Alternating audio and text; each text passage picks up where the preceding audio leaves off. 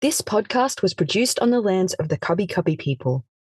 We pay respects to elders past, present, and emerging, and thank them for how they have lovingly cared for and preserved the land, natural resources, and bush medicine in which we are inspired by today.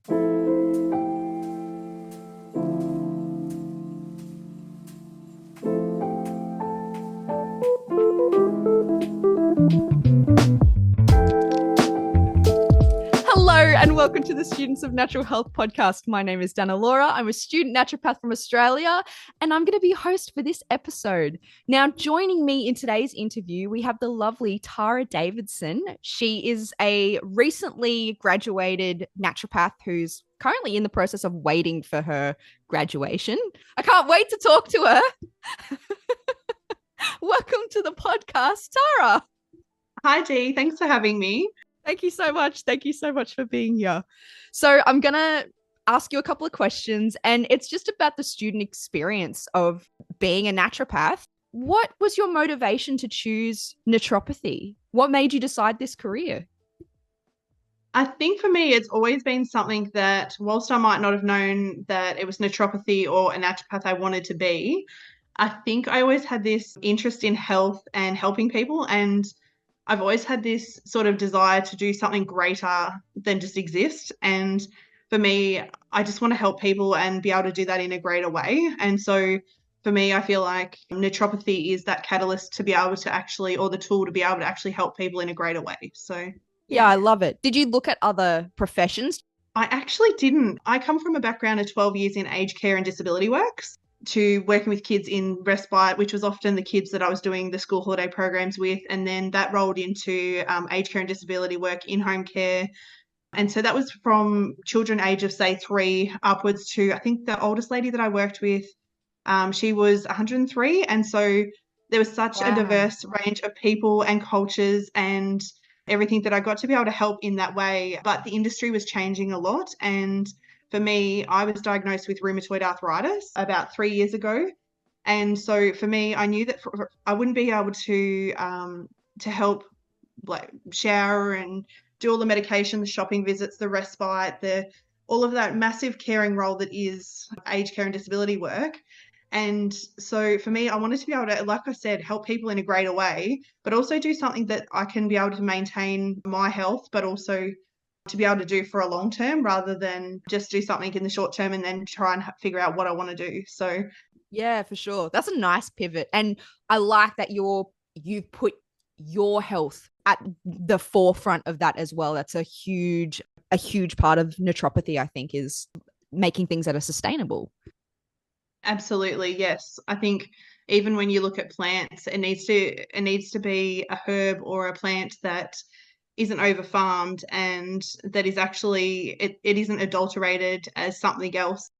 I think people that are drawn to naturopathy as well, they've got really strong like morals and ethical values. Hey, like sustainability is such a forefront of it. Hey, absolutely. I think when it comes down to it, if you look at a medication, say like when you prescribe something, a medication can be created in a lab, whereas plants can't be. And so when it comes down to it, we need to look after and nurture, I guess, nature, because if we keep take all the time, then it's not going to be around anymore. And like eventually it'll become extinct or endangered. And that's not something that we want. We want things, especially plants, to be around for a long time so that generations past can, like beyond us, can actually have access to those herbs and also their medicinal properties, because there's so much that plants can do. And I think what blew my mind is that a lot of people don't actually realize that herbs actually have vitamins in them as well. So when you're prescribed a herb, it actually is also very, very nourishing in that it provides the body with a lot of nutrients as well. for sure. And isn't a lot of like pharmacological drugs derived from the plants and the herbs and the actions of the plants? Yeah, absolutely. I think a lot of, I guess, say pharmacists or like lab technicians, they might actually see that, okay, this plant actually provides X, Y, Z, and it might do this. So how can we recreate that in a lab? And so I think sometimes some medications, the idea is like the same as what a herb can do. It's really hard to capture something as dynamic as a living plant too. Like you can't predict all of the pieces of information on something that's so dynamic. Absolutely. And I think that's something where it's fascinating is that the more research is actually coming out, the more we're actually learning about nature and plants and all the beautiful properties that they have. I feel like it's just so magical when we look at herbs and absolutely everything that they do, even from the stuff that we know now. But I think even in 10 years or 20 years down the track, the stuff we're going to learn that these plants can do is just unreal. Yeah, I agree. I'm going to jump back into the student experience because I know that you and we already gel and we're little nerds about this. It's going to be easy for us to go on tangents. Absolutely. So, naturopathy as a profession, for people that might not know, could you explain what kind of subjects a naturopath would study? So when we look at naturopathy, or I guess that's the degree, a bachelor's of health science and naturopathy, usually you'd study around 32 subjects, and 3 of those are elective subjects. And that's usually typically if it's full-time over 4 years. So the subjects you might do, and obviously this is not the extensive full list, it's just a Yeah. few, Yeah. is anatomy and physiology to get a bit of an understanding of the structure and function of the body, biochemistry and nutritional biochemistry to understand how everything's broken down into the body and how it's processed, but also how nutrients are also broken down into the body. We also look at things like herbal manufacturing, which was actually one of my favorite subjects. So we can touch on that later if you like. But Yeah. herbal manufacturing, basically developing all the herbs, the creams, all the tonics and things like that. So that's Um, the witchy subject, isn't it? Absolutely, it is. And it's literally like I always feel like it's like being in Harry Potter's like school where you're just there mixing up herbal potions and things like that. Oh, So cool. another subject that I didn't touch on before was we have a business entrepreneurial subject. And so we only get one subject of studying business. So naturally we're very herby. We're not actually like designed in the degree to be like to go off and be business people. Yeah, I think sometimes that can be a bit challenging is figuring out, okay, what do I need to tackle next? How do I actually start a business and what does that look like? And I think a big transitional step that I had to go through was figuring out, okay, what do I want my business to look like? And I feel like I'm still sort of uncovering a bit of that. I've recently started a bit of a vision board to try and determine what that will actually look like because I'm a very visual person. But the trouble is, it's kind of that reverse engineering in that I need to see what it looks like to know what like it's going to Totally, be, totally. We love being a that. visual learner.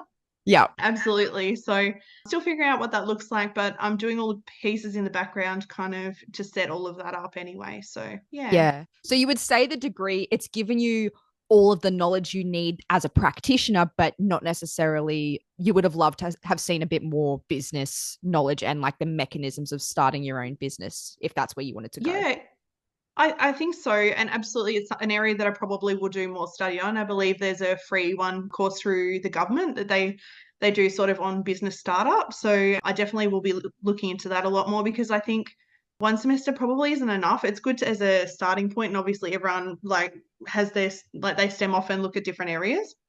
But I think when it comes down to it for business, maybe there needs to be an extra elective because, like I was saying, there's 3 electives. And for me, I chose iridology and flower essences. And That's what I'm going in to the pick. process, yeah, absolutely. They were great subjects. So, which institution did you study at? Are you comfortable sharing? Yeah, sure. Yeah. I probably went into it a little bit too blind. I was in that space where I was trying to figure out what I wanted to do and the direction I wanted to take. I feel like in my life, and I don't know if others have that same kind of moment of like trying to have self-discovery, but for me, it was I hit 30 and I thought, what on earth am I going to do with my life? And am I living an authentic life in the way that I want to be living it? And so I kind of did a lot of self-discovery. And around that same sort of time, I went to an open day and it was at Torrens University. And honestly, everyone's experience with different unis are like completely different, but I could not rave about them enough. They were super supportive. The lecturers are absolutely mind blowing. Most of them have their own their own clinics. And so they're practicing naturopaths with their own clinics. Often a lot of them have masters in different things like nutrition or herbal medicine or different other masters. And so they really are masters in their art. But also if you have to ask a lot of questions, you're not made to feel stupid. And for me, that was a big one or something that I learned early on was that no question is silly. And I'm paying exactly the same amount for my degree as other people doing it. So why should I not ask the questions? So you've recently graduated. What was your study load? So for me, majority of the degree I did full time. I kind of wanted to stick to the full time study load, and I was hoping to the whole way along. I live in the Illawarra, so for me, it's a 2 hour 15 train ride each way to get to Wow. Sydney.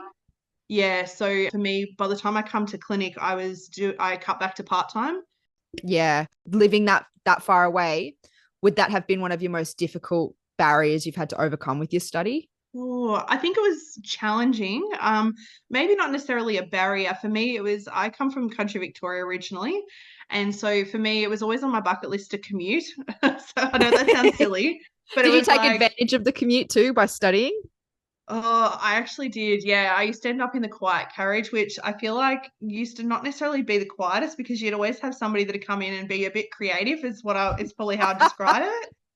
Yeah, I used to get a lot of study done on the train. I would try and study either like on the way to Sydney or on the way back. I found studying on the way to Sydney a lot more productive just because I hadn't spent a whole day trying to figure out all the different, like I didn't have a consult during the day. You need to find time for spending time with friends. You need to find time to go exercise. You need to find time to do this, this, and this. But for me, it wasn't realistic. Like the Yeah. amount of the study load that you have to do in this degree, I went into it very, very naive. I did not realize half how much science and biochemistry and all of that was involved in the degree. I went into it because I wanted to help people and I wanted to kind of improve my health overall. And at that point, when I first started, I wasn't diagnosed with rheumatoid arthritis, but I knew I just wanted to get healthier and I wanted to learn how. And for me, I started from studying nutrition. So I did the first year, which was the diploma of nutrition.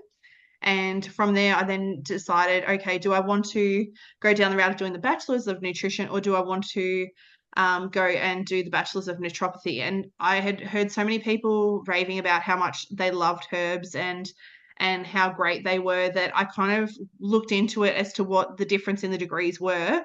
Yeah. And they weren't massively different, but I also got the aspect of the extra year, which added more herbs and different things into the degree that I wouldn't have necessarily had. And so that's sort of why I went down the route and chose like the herbal medicine or naturopathy route. Yeah, Um, nice. but yeah, I think when it comes down to barriers, I think a lot of it is the self-doubt, is like Yeah. worrying about whether you are going to be able to do it because it is an absolutely astronomically like big degree How long did and it it's take just you all up? so the degree is generally 4 years if you do it full time. For me, it took 5 years because I did the last little stint part time. And by part time, I mean I did 2 subjects instead of 3. So it's not massively less. It's just that it's like just a bit longer. You're a champion for smashing that out full time. Did you have to work at the same time as doing the study too? See, and that's the interesting and very I'm a bit torn about that. With that, it's a bit of a mixed and loaded question, that one, I think. So for majority of the degree, no, I did not work. I worked up until COVID, basically, and that's when I was doing aged care. And then the last, I would say, probably the last half of the 5th year, I started working in a health food store just because I wanted to implement more of like what I was already learning and like practicing in student clinic. So I've been doing 1 day a week in a health food store and I do like the late night shopping. So I do 9 a.m. till 7 p.m. on that day. And because it's a longer day, it just means I only have to do the 1 day a week rather than doing multiples, which maximizes my time and means I can put my time and effort into starting my business and sort of, I guess, managing my time and everything a bit more effectively. Yeah, for sure. I've actually, and I don't think I'm the only person that's considered working in a health food store too. Would you recommend it for extending your knowledge and putting that into practice? Yeah, I feel like it's been really helpful in that from a basic standpoint, I can help people, obviously, because we, as like student naturopaths, and now I guess even more so because I am I'm waiting for graduation and I finished studying. I find it really helpful because it's cementing the stuff that we're learning when we're studying. I find it hard because it's how do you know how much information you can give a person? Yeah, yeah. Like I love helping people. So, and I even recently had that moment where I was discussing with a lady about reflux and we were sort of talking about what was going on for her. And obviously I didn't go too in depth with it, but we sort of talked about what she'd been taking and what like, was it working or not working for her? And I just kind of gave some basic information. And she was like, oh my gosh, I've been doing that in the past and it actually did help. That makes sense. And it was that aha moment of, wow, that's actually why I have reflux. And so, yeah, being able to see that light bulb moment, like right in front of my eyes, was pretty cool. But yeah, Wow. I think it's just, yeah, just being able to help people have a greater understanding about their health. Your Yeah. heart is in the right place for helping people, I think. Like Thank you're you. going to be an amazing practitioner. Amazing. Thank you. I really appreciate that. Yeah, really looking forward to it. Yeah. I'm just going to circle back. So you mentioned that you studied full time for most of the degree. How did you overcome dips in your motivation and burnout? Because I imagine that you would have had a couple of moments with that. Yeah, I think this degree, obviously being as massive as it is super challenging. I think when you start out, you're really excited and you're like, oh, I'm studying, I'm going to uni, and in my case, in my family, I'm the first to go to uni. So Wow. um, that in Congratulations. itself, thank you. That in itself is massive, and I've actually inspired other people in my family to go to uni since then. But it's just massive because I think there's so many subjects. The assignment load is massive. Initially, when I started, there was exams and everything. So I think it's that level of stress that your body is put under, and having so much stress in your body, it's exhausting. And so trying to maintain the pillars of health and like having enough sleep and all those things, I think that like getting enough sleep is a massive one. Yeah. But for me, it's also goes beyond that. It's like you might be getting 8 hours, but is it quality sleep?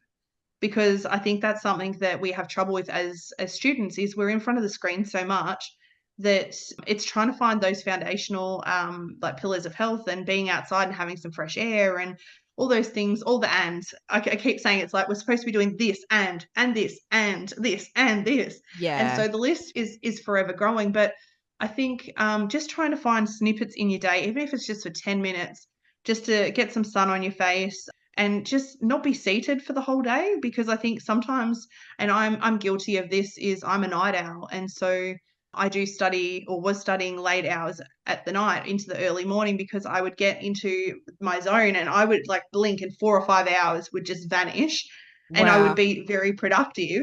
And in that time, I mean, like I'd be sitting that whole time. I wouldn't actually be getting up and doing anything because I was so focused. But I think it's important to have those breaks regularly and finding out whatever that looks like for you. Like, do you need a 10-minute break every hour? Do you need to study for big blocks and then have a break after that's a decent size break? Yeah, just making sure that, like, I guess understanding that the whole degree you're not going to be as motivated and as excited and I guess as driven as you were when you first started. It wasn't until the last year of the degree that I actually realized that I was going to study and that I was going to graduate. I know that sounds crazy, but I was doing the degree because I loved what I was studying. And so the end goal, sure, I thought, oh my gosh, imagine life, this like nirvana of never having to, like, not having to study anymore. And this, oh, I can have a free weekend and all this, like, not having so many study and assignments and everything to do. That was like a big pipe dream. But I never kind of thought, oh, I'm going to graduate at some point. So That goes to I show how could, much you enjoyed it. Yeah.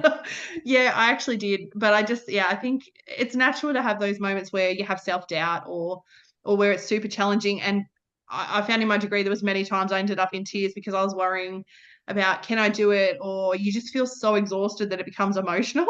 But I think it's about filling up that cup as well. And I do try and even when I post on my Instagram and things, I try and remind people to like, what have they done today to fill their cup or to kind of make themselves feel a bit better for the day, because it's so easy to get into the whole rat race of, especially as women, our list is forever long, especially having families and things like that where we're always running around. It's important to sort of have that, even if it's for 30 minutes, something that we can do for us, for ourselves, that isn't just a shower. Yeah, man. um, So I have just a couple more student related questions and then I want to jump into the nitty gritty of starting a business. Do you have any resources that you would like to share with the audience that might make their study journey a little bit easier? Yeah, sure. So for me, I think probably having either OneNote or Notion, starting those sort of documents like right off the bat when you first start studying is probably a massive one. And I don't know if anyone ever told me to start doing that when I first started, but for whatever reason, I obviously didn't have enough like tabs open in my brain to kind of be like, yep, I need that right now because I didn't do that. You were so lovely chatting to me about this because I reached out to you as a new student, and that was one of the pieces of advice that you gave me. And I just want to let the audience know, for who may not know what Notion or OneNote is. It's basically like a place where you can compile all of your study notes, and you can write your own study notes and put them into little, like, it's sort of like an online scrapbook, I would kind of say. And you can like search for your own notes and stuff in there. And it's really great to use when doing your references, because you can look back on, like information that you've already used for previous assignments. Or even, I'm a bit cheeky, I copy and paste all of the references and the required readings into those documents, and I might even pull some of them out for assignments that I may not have gotten around to doing with the recommended readings. So Yeah, absolutely. Another thing to add is especially for us herbies, when it comes time to learning all the herbs, you can put all the different herbs in under the certain like particular herbs or body systems. And then if you need to search them when it comes time to student clinic or having your own clinic, you can actually search based on either the condition or the herb or the herbal action even, and it will automatically just bring it all up. that's a And so brilliant idea. yeah, so it's a lot easier to find things in that way, and I wish I had have done that sooner. Is OneNote free as well? I know Notion is. I'm pretty sure it comes as part of if you have like the Microsoft package. For me, that's something that I'm sort of looking through and working through at the moment with like setting up my business. Is I've always had the student account.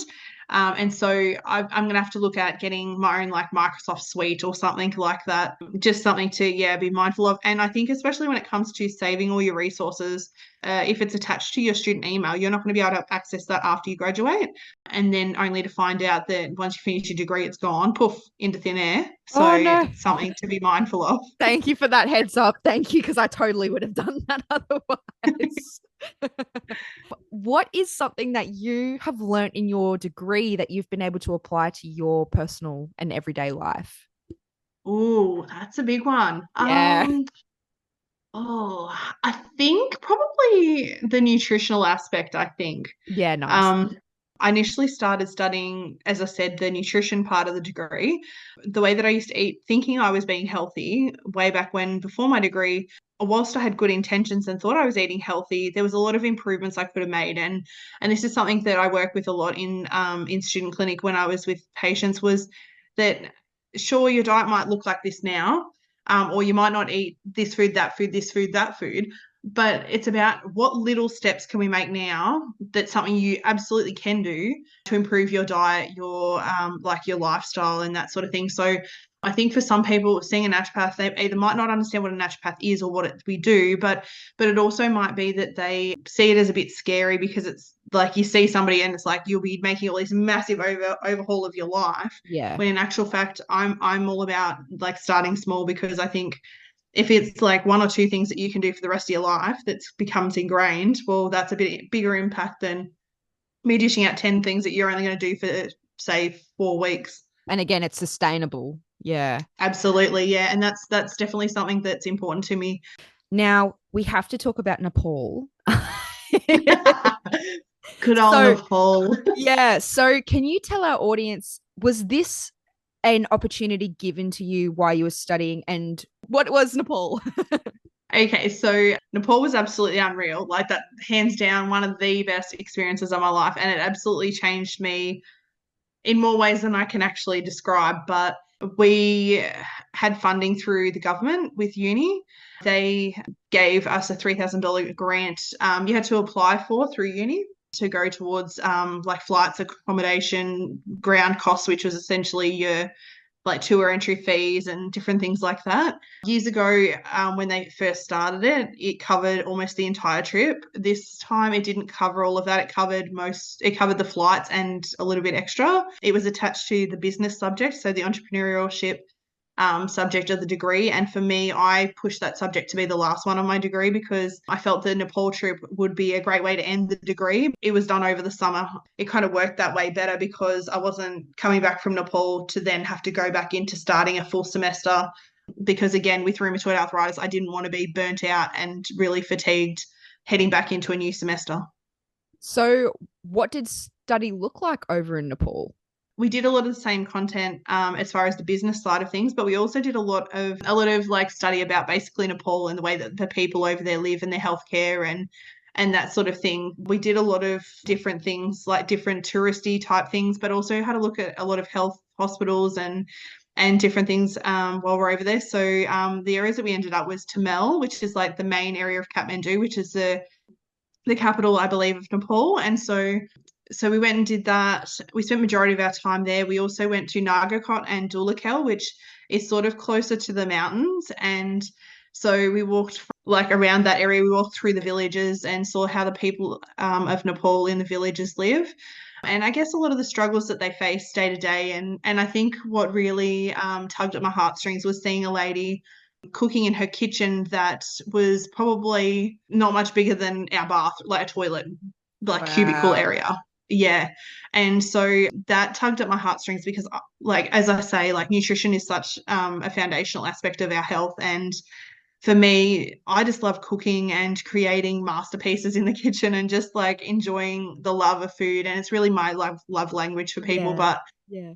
to see that she made such beautiful food in such a small space was just very humbling as well. So that was incredible to see. But just I think just walking through the villages, just seeing the countryside and just being able to, I guess, sort of experience a lot of like, I guess, or see how they live a lot more. I actually, during that walk, had a buffalo come up and sniff my jacket. It was What? absolutely unreal.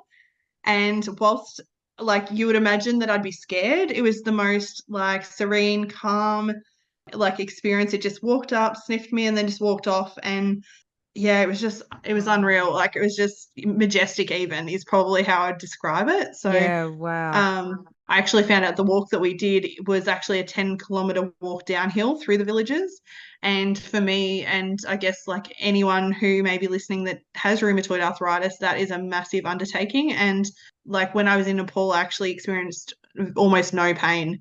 And so that was a massive change for me because I treat my like rheumatoid arthritis to date without medication. I treat it herbally and have successfully done so. But when I was in Nepal, for whatever reason, whether it was stress, altitude, diet, I don't know, just maybe the joy of being in such a beautiful country, I really don't know, and I can't put my finger on it. But yeah, I was essentially pain-free. Wow. And so I often refer to Nepal or as they call it Nepal. So just so anyone knows, it is actually pronounced Nepal. I actually referred to it as the land of hills and stairs because you go to a restaurant and you go upstairs and it's stairs to get to your dinner, like where you go for dinner.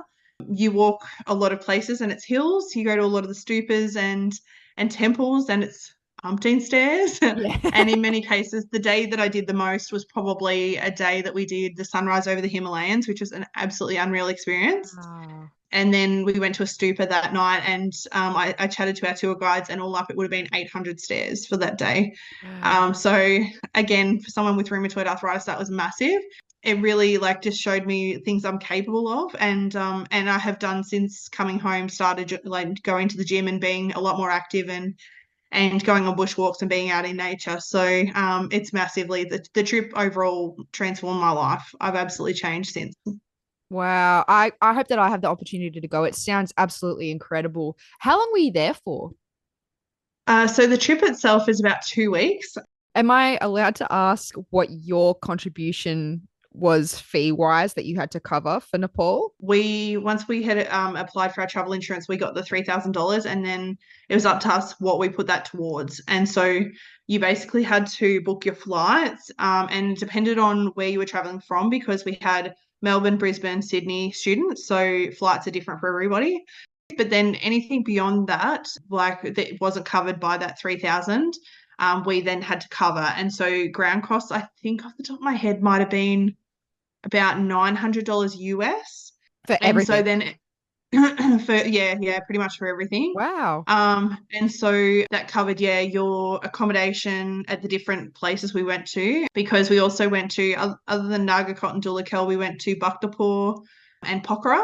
And so it covered the accommodation for a lot of those places. It covered the transport. It covered entry into a few of the different temple places. Went and saw the living goddess.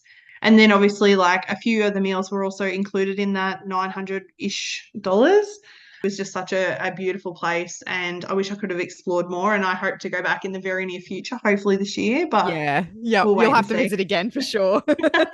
Absolutely. Where can our audience find you if they want to see more of your content? So I'm in the process of changing over my private to my business Instagram, but I am on Instagram and Facebook. So if people want to find me, my Instagram handle is Tara_Davidson1, and I'm forever posting stories and health content on there. And my newly established time at the gym, I often posted that in there as well, just trying to inspire others to get healthy and like improve their life, I guess. And you can see the beautiful pictures from Nepal and contact you through Absolutely. Instagram. Yes, definitely. Yes. If anyone has any questions, or even fellow students, if they have any questions as well, feel free to DM me, and I'm more than happy to help. I'll link your socials in the description so it's easy for people to find as well. Thank you so much for being on the podcast. I've really appreciated chatting with you today. You're more than welcome. It was fun. Thank you so much for tuning into the podcast. I hope you felt inspired and uplifted from that interview. If you would like to like and rate us on your chosen listening provider, that would really help the podcast get discovered by other people and help me out in just my overall visibility. Please feel free to send in any feedback, questions. I'm more than happy to answer any of those at my social, Danalora D Naturopathy. I'm on all of the major platforms: TikTok, Instagram, Facebook. I'm most active on Instagram though. Also, if you would like to be featured on the pod, all I ask is that you be a student in Australia and that you are in the complementary health field in some capacity. I'm always interested in interviewing new people, so please just shoot me a message and I'll get back to you as soon as possible. Thank you so much for tuning in, and I hope that you all have a lovely rest of your day. Bye-bye.